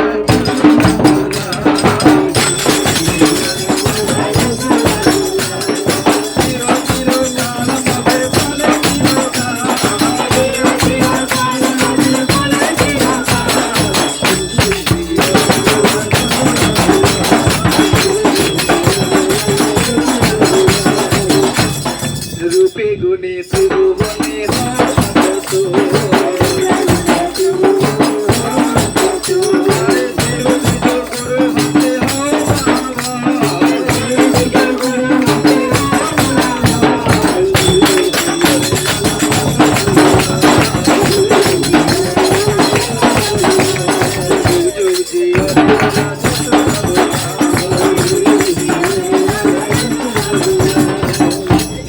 রূপে গুণে ত্রিভুবনে হও অপতুল। তোমার মতো যেন রূপগুণ আর কারণ না হয়, আর কারণ না হয় মানে সবার থেকে যেন তোমার ভালো হয়, রূপ গুণ সব দিক দিয়ে। আর দেব দ্বিজ গুরু ভক্তে হও মহাভাব। গুরু ভক্তি তোমার প্রবল হোক, দেবতা ভক্তি তোমার প্রবল হোক, ব্রাহ্মণের ভক্তি তোমার প্রবল হোক, ভক্তের প্রতি ভক্তি তোমার প্রবল হোক। আমরা কি আশীর্বাদ করি? এক ভিখারি কি বলছেন, ভগবান তোমার মঙ্গল করুক, মঙ্গল বিধান করুক, হ্যাঁ তোমার বৈকুণ্ঠে বাস হবে। ও ভিখারি ও বর দিচ্ছে ওখানে, মঙ্গল ভগবান তোমার মঙ্গল করুক আর তোমার বৈকুণ্ঠে বাস হবে। ভিক্ষা যে দিচ্ছে বলছে বৈকুণ্ঠে তোমার পাপের সম্পত্তি নাকি? হ্যাঁ, তোমার বৈকুণ্ঠে বাস তুমি দেবে? তো তুমি যদি দাও তাহলে ভিক্ষা করতে পেরেছি কেন? যে বৈকুণ্ঠে থাকে সে কি ভিক্ষা করতে বেরোয়? বৈকুণ্ঠ যে রাজবিলাস, বৈকুণ্ঠেশ্বর, ঐশ্বর্য অভিমত্ত। তুমি আজকে বৈকুণ্ঠ আমাকে প্রদান করছো, নিজেই বৈকুণ্ঠের থেকে দূরে আসো। নাম তোমার শ্রীপতি বলে, নাম কি বলে শ্রীপতি, তা লক্ষ্মী ছাড়া কেন? বলছে তোমার নাম কি? বলে আমার নাম শ্রীপতি। তাহলে বউ কোথায় গেল? বলে বউ আমার ছেলে রেখে পালিয়েছে। তুমি নাম শ্রীপতি, শ্রীপতি মানে নারায়ণ, নারায়ণের লক্ষ্মী ছেড়ে পালিয়েছে। তাহলে তুমি কেমন নারায়ণ বাবা, তুমি কেমন শ্রীপতি যে লক্ষ্মী তোমার ছেড়ে পালাচ্ছে? কই বৈকুণ্ঠের নারায়ণকে তো লক্ষ্মী ছেড়ে কোনোদিন পালায় না। লক্ষ্মী সেখানে নারায়ণের পদ সম্মান করে চলেন। তিনি বলেন, হে প্রভু আমাকে চরণ ছাড়া করবেন না, আপনার চরণই আমার একমাত্র পরমাশ্রয়স্থল। আপনার চরণ ছেড়ে দিলে আমার ভান্ডার ভরবে না, আর ভান্ডার না ভরলে পশে মোলা কি পাবে? অতএব দেব দুজ গুরু ভক্তে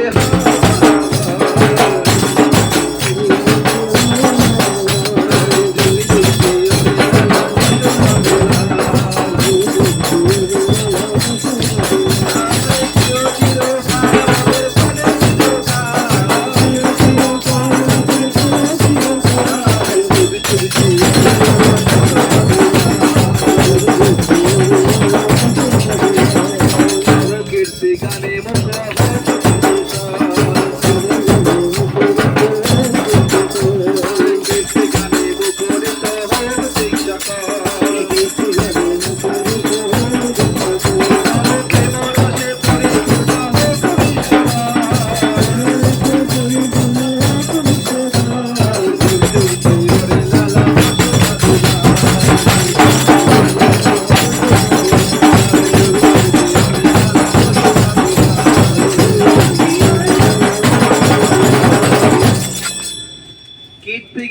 মুখরিত হোক দিক সকল, তোমার কীর্তিগান সমস্ত জগৎ প্রচারিত হোক, সকলেই তোমার কীর্তি গুণগান করুক।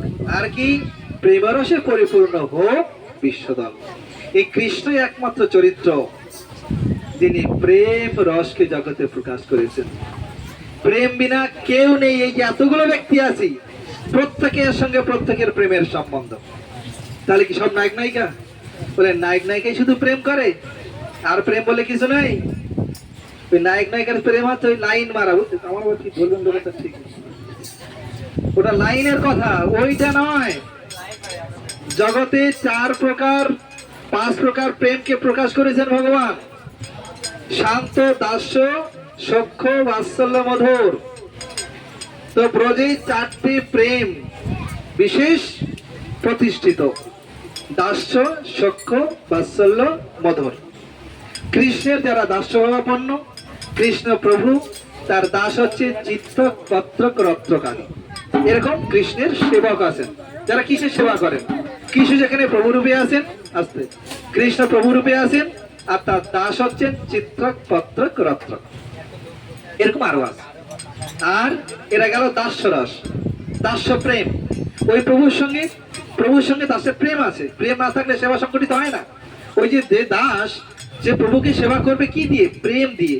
যদি প্রেম দিয়ে সেবা করে তাহলে সেবাটা যথার্থ হয়। আর যদি ডিউটি করে, ঘড়ি দেখে আর ডিউটি করবে, ঘড়ি দেখবে আর ডিউটি করবে, তাহলে প্রেম সেখানে বর্তায় না। অর্থাৎ যেখানে প্রেম বর্তায় সেখানে সেবাটা সুষ্ঠুভাবে হয়। তাই চিত্তক, পত্রক, রত্রক তারা ভগবানকে প্রভুরূপেই সেবা করেন। এটা দাস্যরস, দাস্য প্রেম। সখ্য প্রেম কি? শ্রীদাম, সুদাম, দাম, বসুদাম আদি মধুমঙ্গলাদি যারা আছেন তারা কৃষ্ণের সঙ্গে সখ্য ভাবাপন্ন, সখ্য প্রেম সেখানে বর্তমান। আর বাৎসল্য প্রেম, বাৎসল্য প্রেমটা হচ্ছে নন্দ, যশোদাদি যারা মাতা পিতা তাদের সঙ্গে কৃষ্ণের বাৎসল্য প্রেম। আর একটা প্রেম আছে তো, কি প্রেম? মধুর প্রেম। সেই মধুর প্রেমটা হচ্ছে গোপীদের সঙ্গে কৃষ্ণের। এই গোপীরা কেউ কৃষ্ণের বউ না, বলে ওইখানে ওই জন্যই তো কৃষ্ণকে ভজন করতে ইচ্ছা হয় না। গোপী ওই কৃষ্ণ পরের মেয়ে নিয়ে লাটাফাটা করেছে, এই জন্য কৃষ্ণকে আমরা ভজন করি না। মূর্খের দল, মূর্খের দল। স্বামী স্ত্রী দুইজনে অ্যাক্টিং করে, স্বামী স্ত্রী দুইজনে অ্যাক্টিং করে। স্বামী নায়কের রোল করে, স্ত্রীও নায়কের রোল করে। বহু বইতে, ধরো অজয় দেবগন আর কাজল, আমি একটু বলি বুঝতে বোঝা যাবে, দুজন স্বামী স্ত্রী তো। তা অজয় দেবগনের অন্য বইতে কোনো আলাদা নায়িকা নাই তো? যে বইতে কাজল আছে, আছে তো। এখন যদি বলে নিজের বউ থাকতে অন্য বউকে নিয়ে ওরকম লটাফটা করছে, তো খারাপ ছেলে, তোর পাশের যে বন্ধু গালে একখানা চড় মারবে, ওটা সিনেমা না? ওর আসল বউ হচ্ছে কাজল, হ্যাঁ। আর এই পাশে যে নায়িকা আছে, উনি নায়িকা হয়েছেন ওই বইতে, ওটা আসল নয়। তেমন কৃষ্ণ যে গোপীদেরকে নিয়ে বিহার করেছেন তারা প্রত্যেকেই কৃষ্ণের সমর্পিত আত্মা। তারা ছিলেন রামচন্দ্রের সময়ের দণ্ডকারণ্যের ঋষিগণ। তারা চেয়েছিলেন, হে রামচন্দ্র, আপনার রূপে আমরা মুগ্ধ, আপনার গুণে আমরা মুগ্ধ, আপনাকে আমরা পতি হিসেবে পেতে ইচ্ছা করি। কিন্তু বলছেন ওদিকে খবর না হলে হবে না ভাই। হ্যাঁ, ভালো করাও কিছুক্ষণ। এই কথা শুনলে ভালো এমনি থেকে যাবে, কি করবো?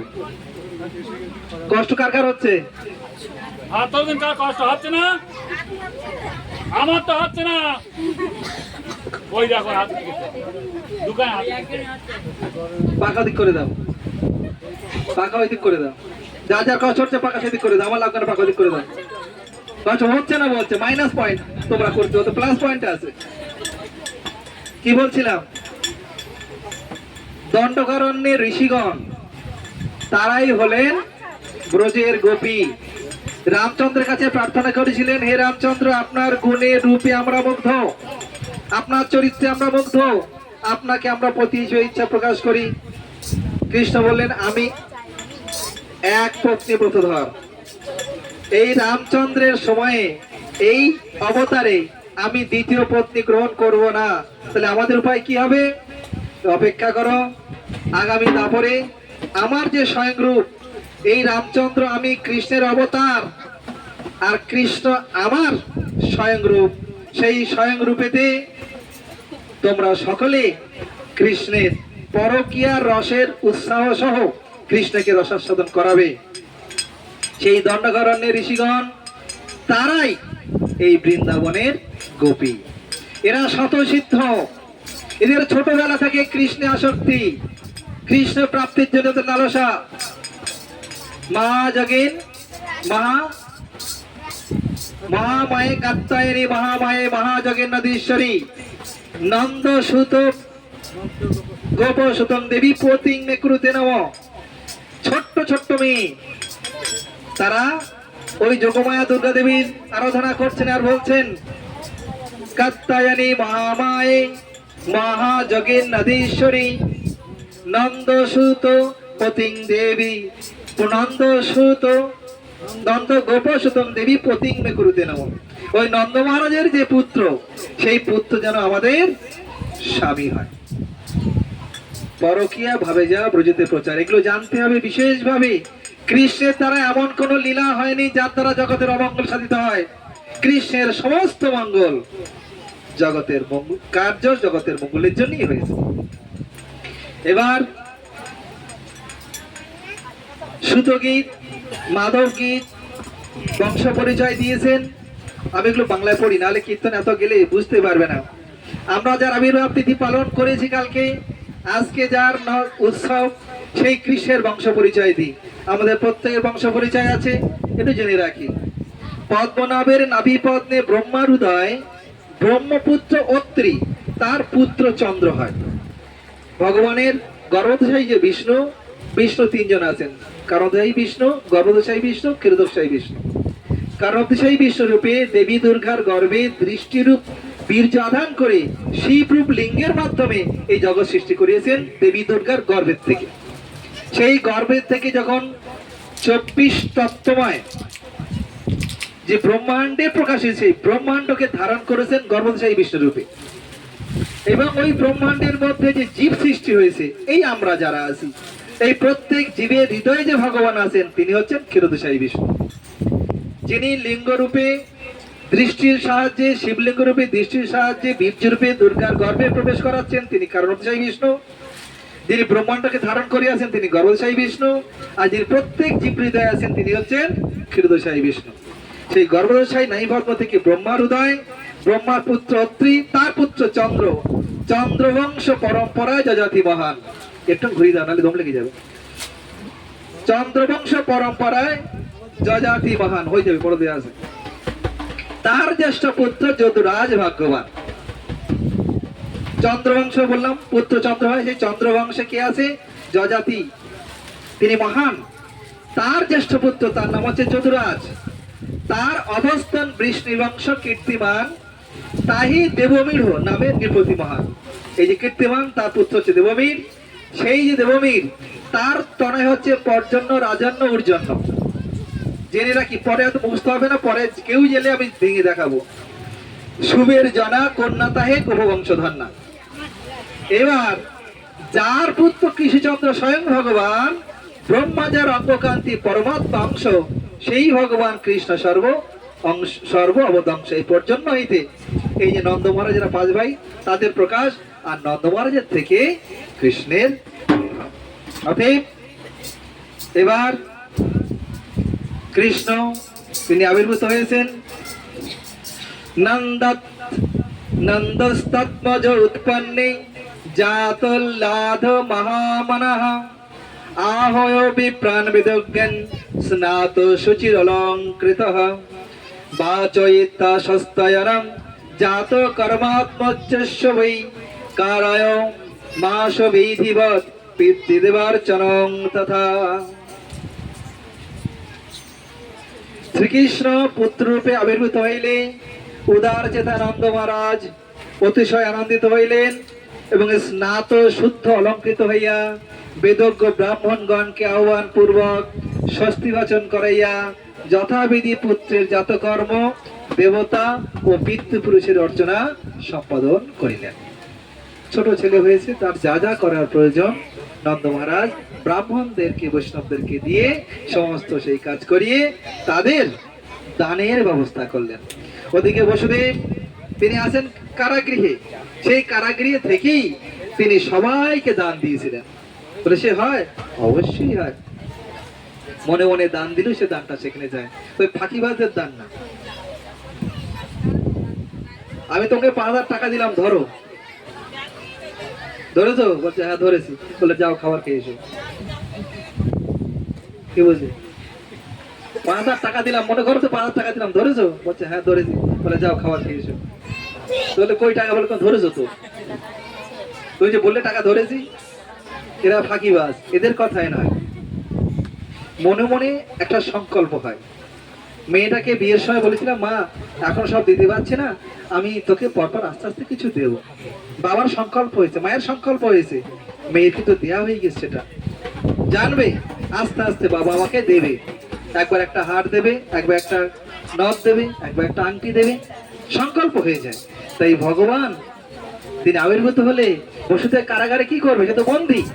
তাই তিনি অন্তরে সেখানে ব্রাহ্মণ বৈষ্ণবদেরকে দান করেছিলেন, ভাগবত তা বলছে। এবং সেই দান গ্রান্ট হয়েছিল, এবং সেই যাদেরকে দান করেছেন তারা সব সেই দান পেয়েছিলেন। কে দিয়েছিলেন? ভগবান নিজেই। তিনি সর্বময় কর্তা, তিনি সকলের ইচ্ছা পূরণকারী। নিজের ইচ্ছা পূর্তির জন্য তাদের কাছে আসেন, কিন্তু অন্যের ইচ্ছা পূর্তি তিনি নিজেই করে চলেছেন। অতএব সেই ভগবানকে দান, ভগবানের পৃথিবীর উদ্দেশ্যে দান করেছেন। আমি ছেড়ে দেবো বললে এক্ষুনি। রেডি সব? রেডি? রেডি? কোনটা? ওটা পরে দেখানো, কীর্তন আমার বাকি তো। হ্যাঁ সময় আছে। নাচ তো হবে, ছাড়তে হবে। জয় জয় ধ্বনি ব্রজ ভরিয়ারে,